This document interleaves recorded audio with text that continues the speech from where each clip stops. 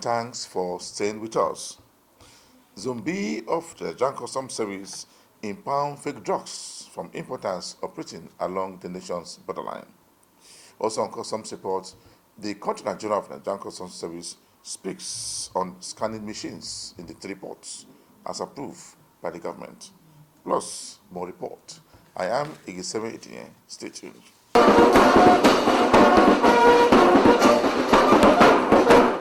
The Controller General of Nigerian Customs Service has said that the scanning machines introduced by the customs at the port will enable importers to exit their consignment without delay.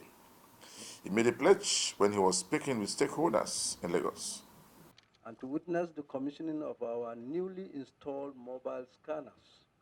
Indeed, for all of us who in one way or the other are involved in the facilitation and trade across international borders, today's event will go down in history as a watershed moment. Not because the scanning of goods are new to us in Nigeria, but because for the first time, Nigerian Customs Service will be fully responsible for the management and operations of its own equipment. As part of the reform strategy of our administration, we were compelled to adopt a technology as the linchpin for trade facilitation. By recognizing its strategic importance, we have chosen to embrace it in its entirety. Our modernization project seeks to automate all our processes and procedures, of which the inspection of imports and exports is fundamental. We know that to remain competitive, our ports have to be more effective and efficient. As trade increases in volume, so must our capacity for facilitation. Efficient cargo management and the full automation of customs and other regulatory processes is guaranteed to bring down the cost of clearing, ultimately the prices of goods in the open market, an occurrence that will be beneficial to consumers across the nation. We also understand that the technology should be deployed in a manner most suitable to our needs and environment. This is why we have developed a standard operating procedure, SOP, for the use of these scanners. Our SOPs provide all stakeholders with a working guide as to their individual responsibilities, from customs officers, clearing agents, shipping companies, to terminal operators. Roles are defined to show who should be doing what, where, how, and when. It is the spelling out of these roles and how they should be performed that will ensure that we get the maximum benefit from using this non-intrusive examination equipment.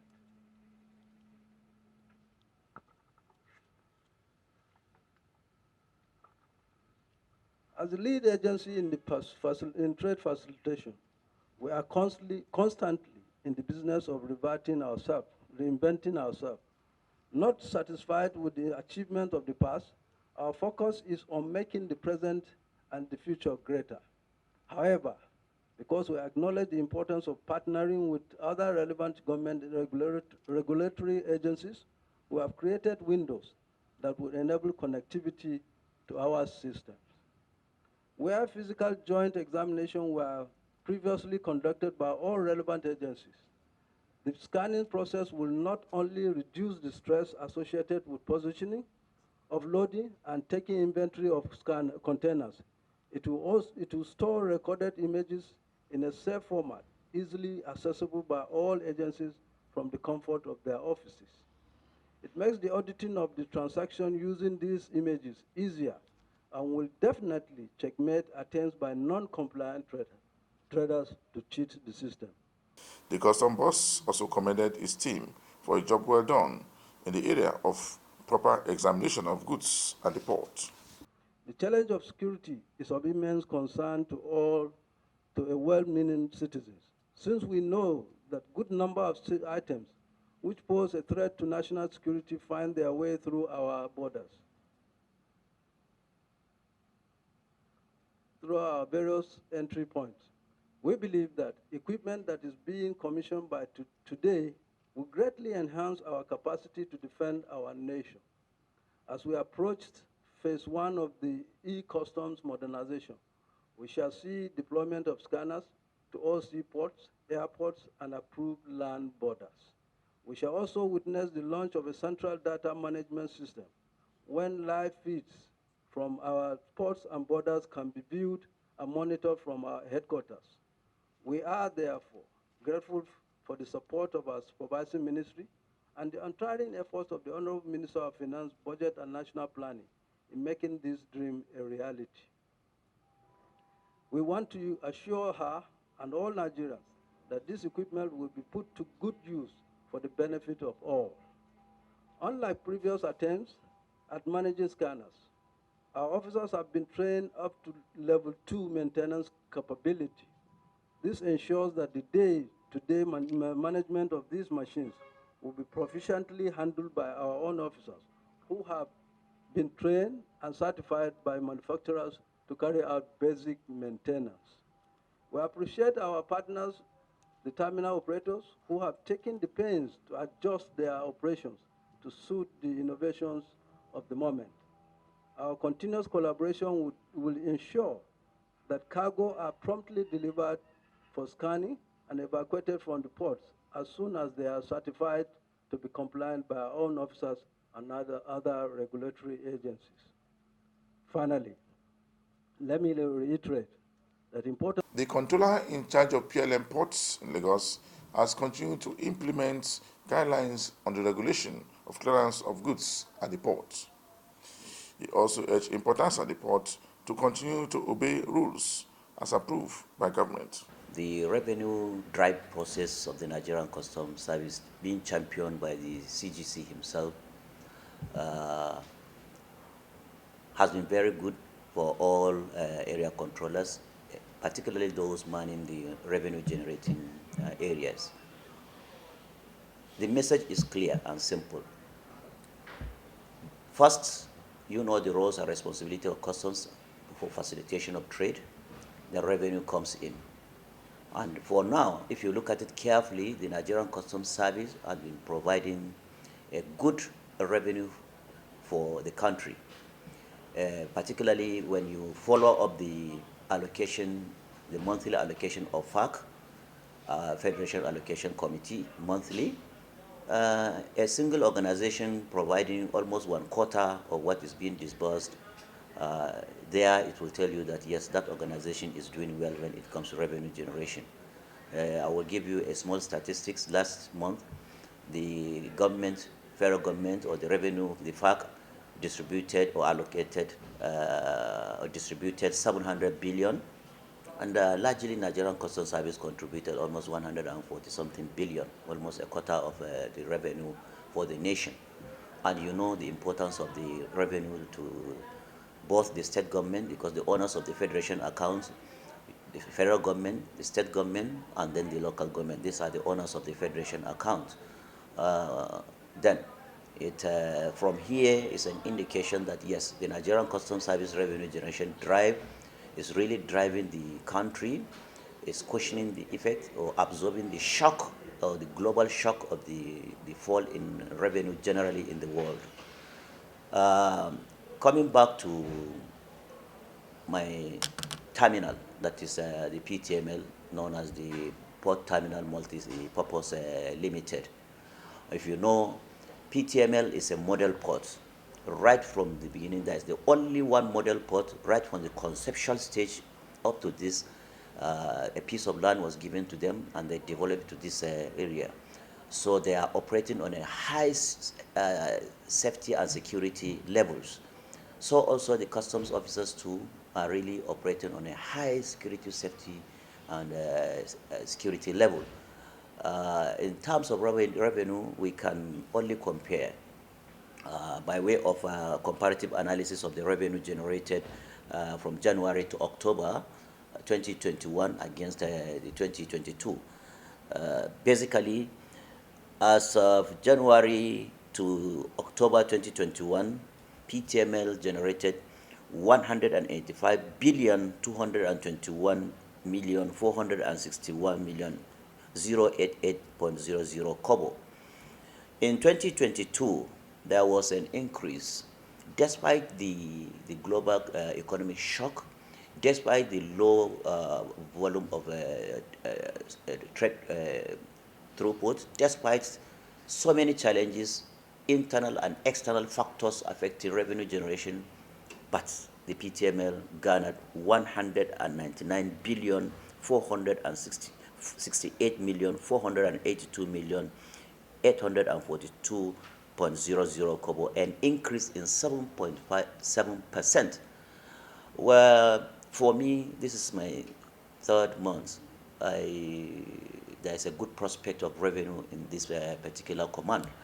But as I've said, external factors and internal factors can attributable to probably the not much increase in it. I expect for me as a person, I need to even double the revenue figure.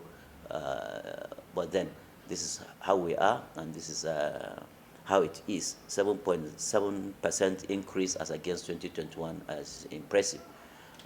Just like I've started by telling you that on a whole, if an organization is contributing one quarter monthly to the Federation Allocation Committee, you know, nobody needs to tell you that that organization is really working or doing well.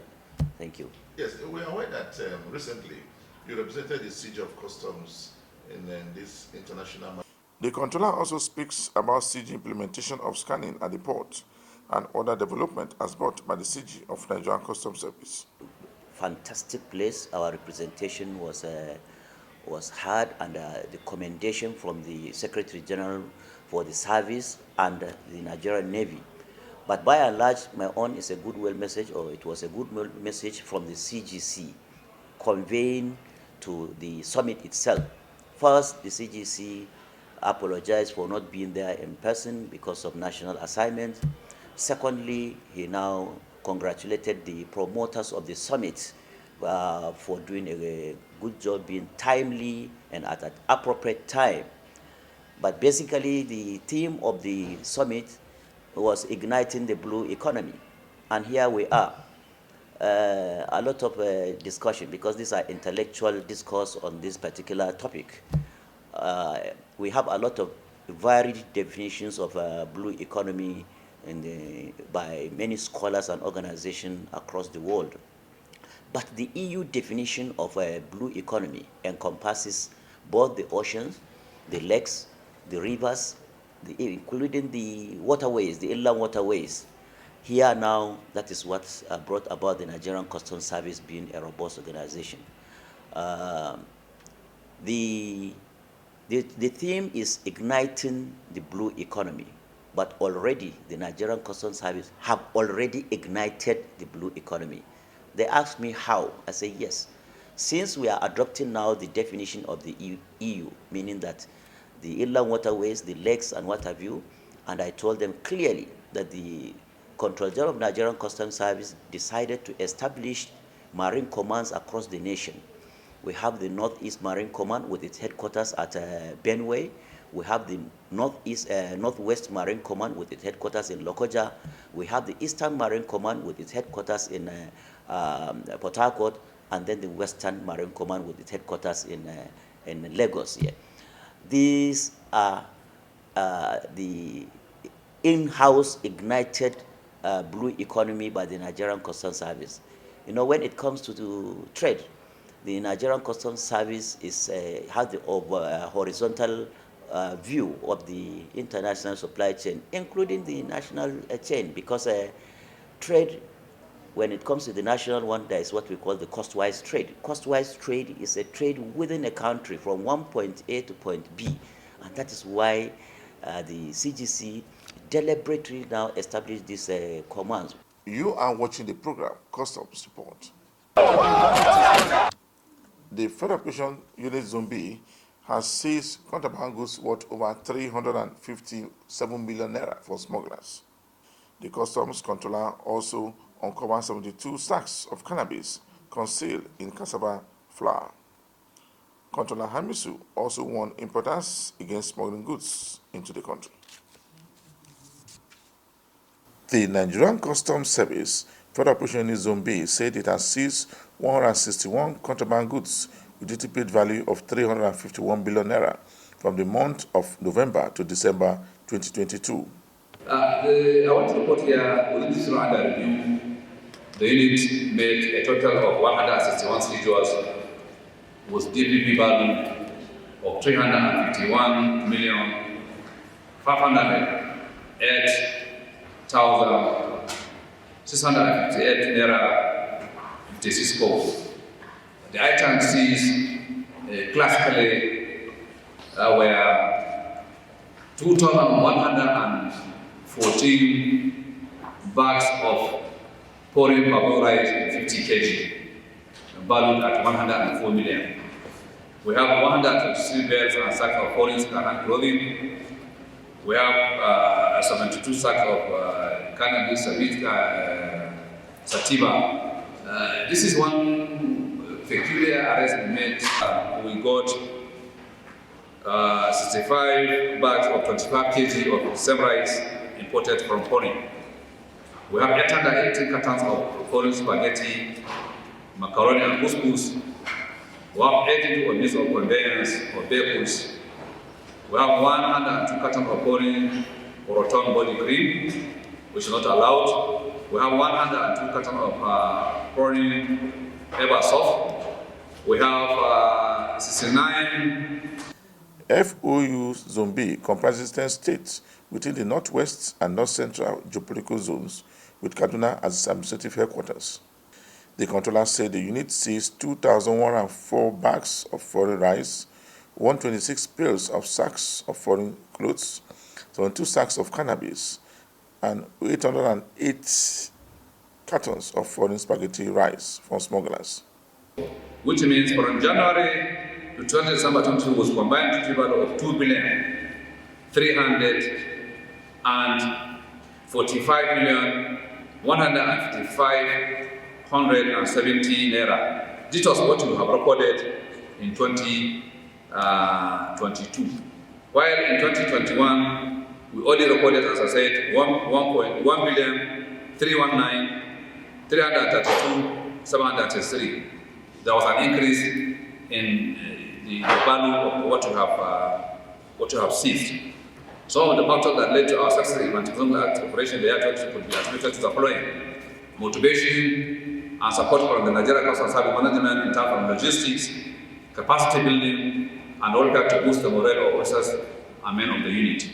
Intensive patrol, the doggedness and commitment of officers, men of the unit as a result of effective performance management, effective use of intelligence, information gathering and surveillance operation in the zone, interagency cooperation and collaboration, sharing of intelligence by sister agencies. The controller wants smugglers to stay off the red zones during Yuletide season, noting that operatives of Nigerian Customs Service are on red alert and vigilant to tame smugglers against during the festive period, with a view to arresting and prosecuting them with immediate effect. The Apapa area controller has been speaking on the container carrying tramadol seized by his men in one of the bonded warehouses in Lagos. He speaks more on the seizure of tramadol in the container. I have a container laden with illicit drugs.